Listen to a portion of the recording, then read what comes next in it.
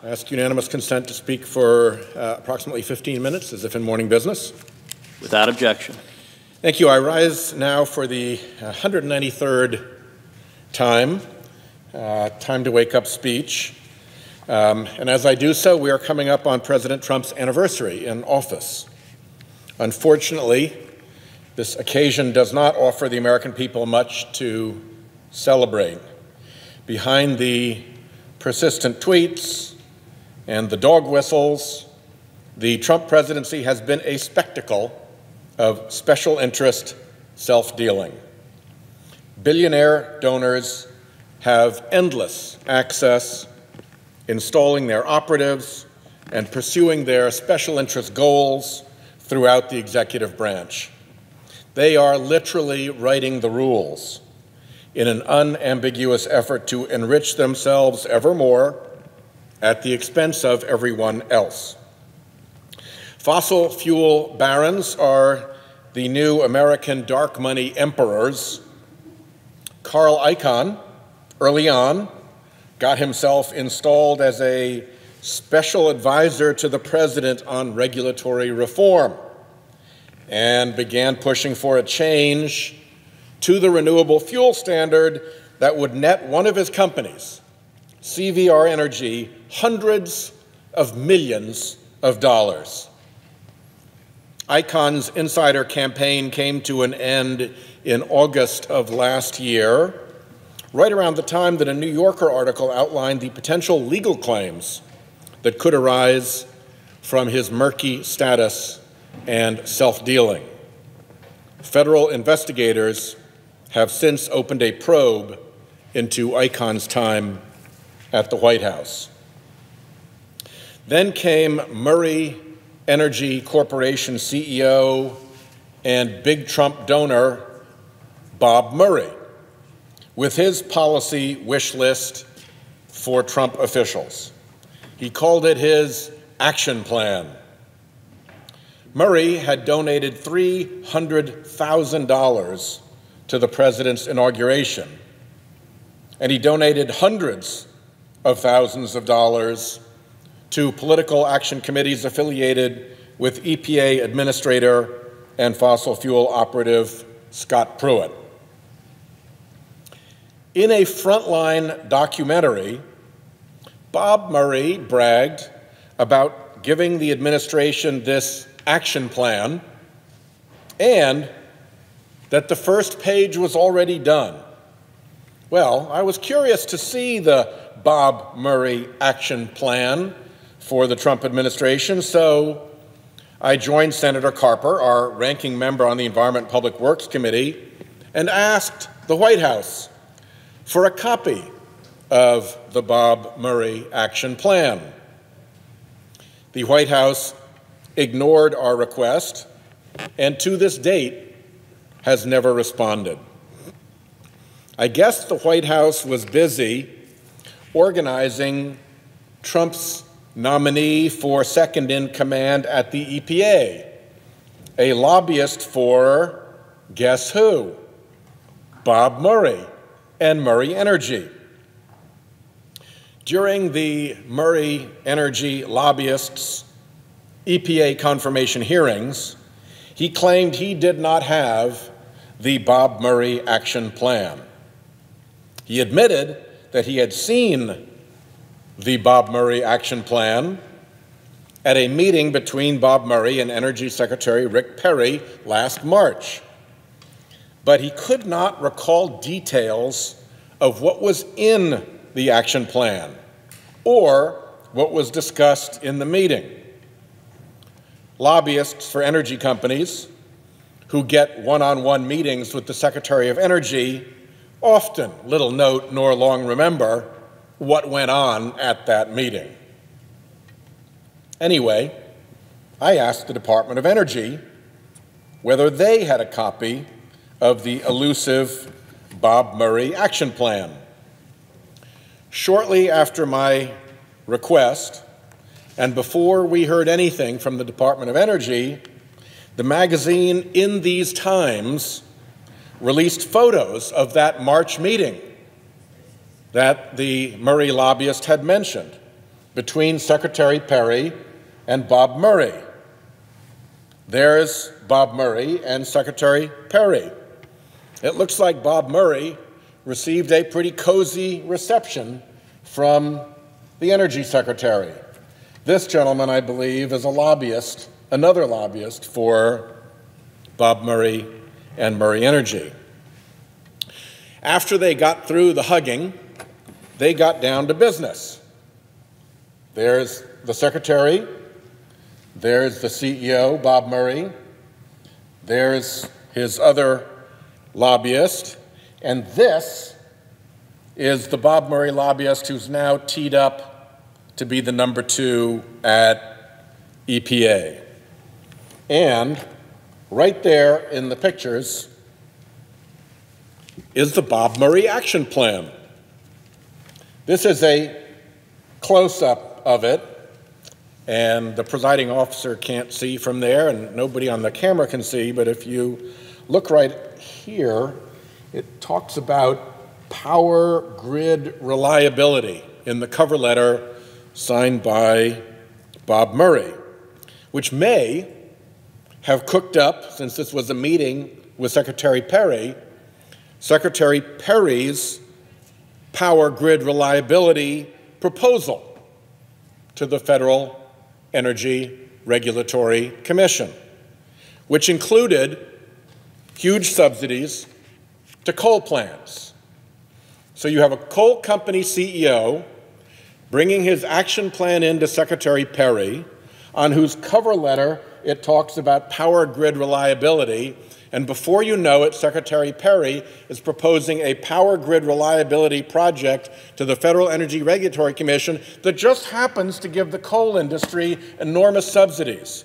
What could possibly be wrong with that? Well, with this photographic evidence in hand, I renewed my request that the Energy Department produce this Bob Murray Action Plan.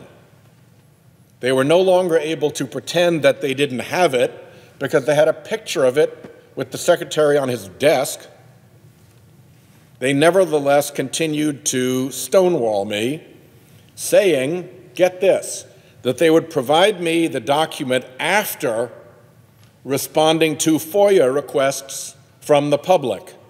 So, memo to my Senate colleagues, when, in the exercise of your oversight authority, of the oversight authority of Congress and the Senate, you request documents from the Trump administration, you might want to consider putting in a parallel FOIA request, as that may be the only way that you get a response. Despite the administration's best efforts to stonewall the Bob Murray Action Plan, however, my office was able to obtain a copy from an independent source. This version is addressed to Vice President Pence. The New York Times has now published the Bob Murray Action Plan, and I ask unanimous consent to append the article that they wrote, How a Coal Baron's Wish List Became President Trump's To-Do List, and the Bob Murray Action Plan that was the subject of that story at the conclusion of these remarks in the record. Without objection. Thank you, Mr. President. The article details demands made by Murray that have already been checked off by the President and the administration, including the repeal of the Clean Power Plan, withdrawal from the Paris Climate Agreement, the installation of mining industry operatives at the Mine Safety and Health Administration, and even, believe it or not, the appointment of a presumably fossil fuel-friendly United States Supreme Court justice. Several more of Bob Murray's action plan requests are underway.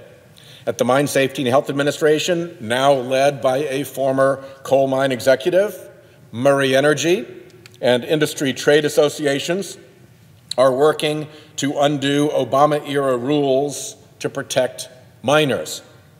And The 2010 coal mine dust rule is also on the chopping block. Over at EPA, Bob Murray's political money beneficiary, Scott Pruitt, has begun a review of the agency's 2015 ozone standards. Let me just drop in, as a senator from Rhode Island, we have had days when you drive into work and the skies are clear and the weather is nice and the radio says little children, infants, and elderly folks and people who have a breathing difficulty should stay indoors in the air conditioning. They should not go outdoors and enjoy the beautiful day. Why? Because of ozone, which is being bombarded in on Rhode Island from, guess what? Coal plants in the Midwest. We are on the downstream receiving end of ozone that is the product of those coal plant emissions. So obviously, loosening the ozone standards is good for coal companies. And a new topic, EPA continues to cut and to drive away its staff, all items on Bob Murray's action plan. Since it appears that Bob Murray has tailored his action plan for individual agencies, I've sent additional requests last week to the Department of Labor, the Environmental Protection Agency, the Federal Energy Regulatory Commission, and the Tennessee Valley Authority, all of which are named in the Bob Murray action plan, to see what specific action plans they have from Bob Murray. The fossil fuel industry may be able to boss cabinet secretaries around and may be able to bring the majority party in Congress smartly to heel, but fortunately, there are still some venues where their demands run smack up against the rule of law. In our courts and in administrative proceedings, decisions must have substantial support in the evidence, and lying and misleading can be exposed and even punished, unlike in Congress, where lying and misleading have been sickeningly successful fossil fuel tactics for decades. Last week, the independent Federal Energy Regulatory Commission, even one stuffed with Trump appointees, rejected Secretary Perry's proposed power grid reliability rule to subsidize coal and nuclear plants. The FERC commissioners found that the proposal failed to meet clear and fundamental legal requirements, like that the result will be just and reasonable under the Federal Power Act. As an aside here, the theory of the coal industry was that their units provide more reliability than renewables. Well, tell that to Iowa's electric grid operators who have baked Iowa's abundant wind energy not just into their flow, but into their reliability modeling. Tell that to New England's ISO, which has allowed renewables into its capacity auctions to be paid for meeting baseload capacity requirements. And of course, tell that to anyone who has had to deal with scheduled and unscheduled outages at coal plants.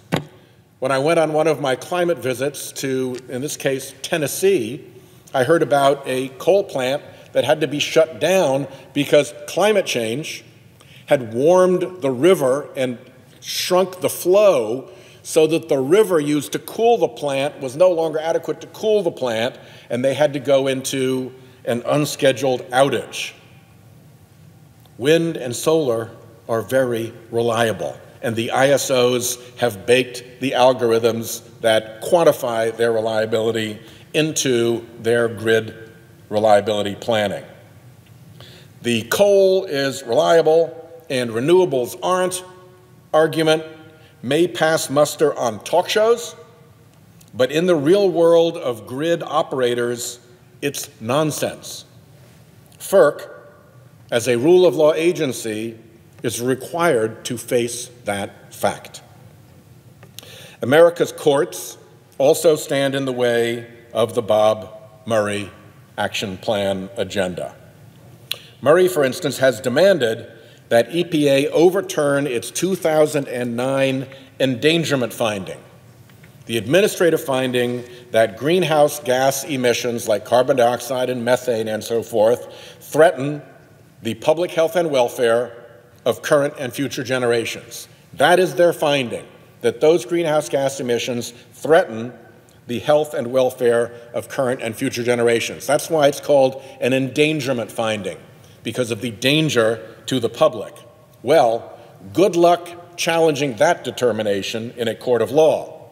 In fact, the United States Court of Appeals for the D.C. Circuit has already upheld the endangerment finding back in 2012.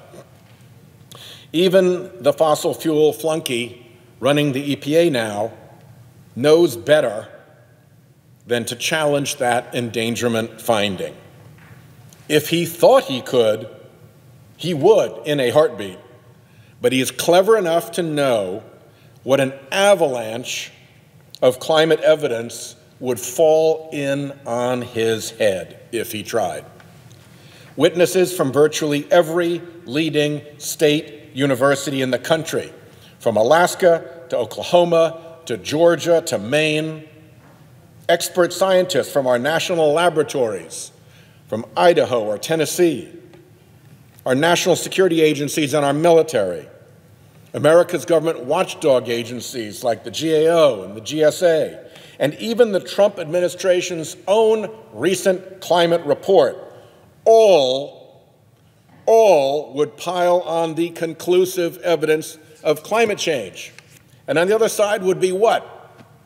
Pathetic Kathleen Hartnett White, who gave one of the worst performances in Senate history at her confirmation hearing? The secretly fossil fuel-funded Willie Soon? Some coal company lobbyist? Or perhaps the Heartland Institute, with its proud history of comparing climate scientists to the Unabomber? Mr. President, it would be a rout. It would be a rout.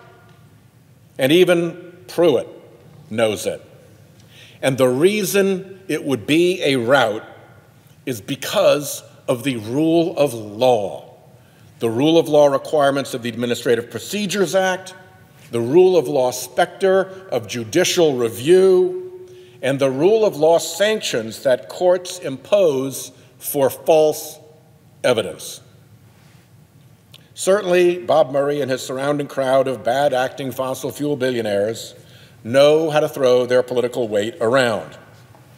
We see everywhere the phony science denial apparatus they have created. We see their false and toxic message even in outlets like the Wall Street Journal editorial page. We see their lobbying front groups like the U.S. Chamber continuing adamantly to oppose any serious climate legislation despite the contrary position of companies on their board of directors. American elections stink with their dark money and promises and threats. Their flunkies have now been moved into positions of authority in government, and the Trump administration's eagerness to carry out industry marching orders is humiliatingly servile. But ultimately, the polluters' drive to put profit first above the health and safety of Americans will face strict scrutiny in the truth-based arena of federal courts. Ultimately, it will also face the harsh test of time. And the fact that they knew and the fact that they lied becomes ever more obvious and ever more odious. And ultimately, the American voter will have her say about whether this great republic should be under the dominion and control of the fossil fuel industry or free to address the problem of climate change as a rational world leader must. With that, Mr. President, I yield the floor.